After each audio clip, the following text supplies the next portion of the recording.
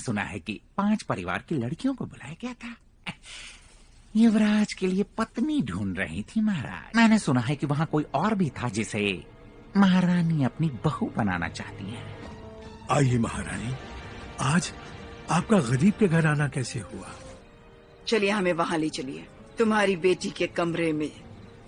आप ये सब क्या बोल रहे हैं? क्या आपको पूरा यकीन है कि मेरे बेटे का नाम भी गुलामों की लिस्ट में है? मैं एक सवाल पूछना चाहता हूँ, उसके लिए मुझे आपकी इजाजत चाहिए। बस इतना जानता हूँ कि अगर किसी के परिवार में शादी हो तो उस परिवार से किसी को भेजा नहीं जाता।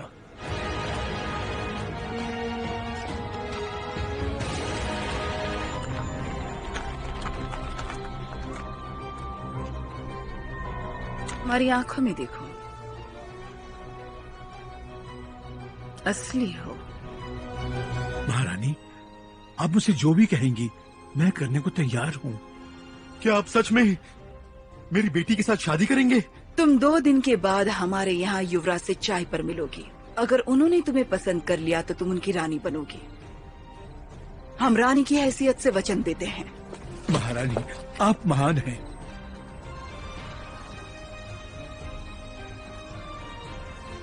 आप मेरे होने वाले ससुर हैं।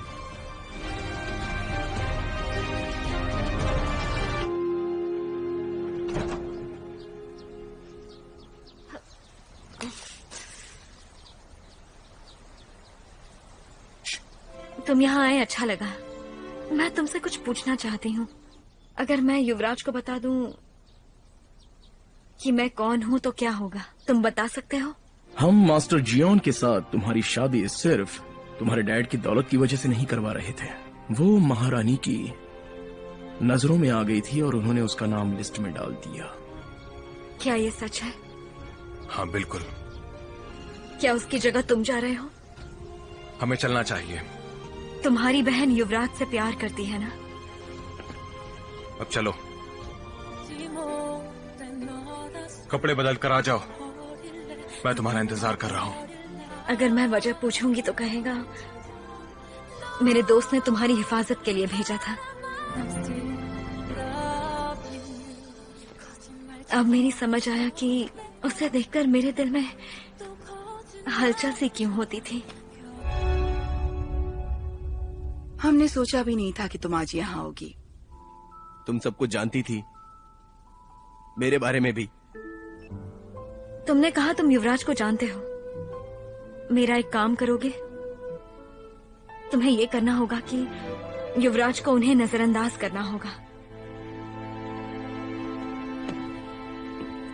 मैंने आखिर फैसला कर लिया है।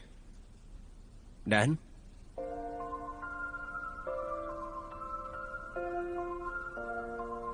तुम यहां आ जाओ।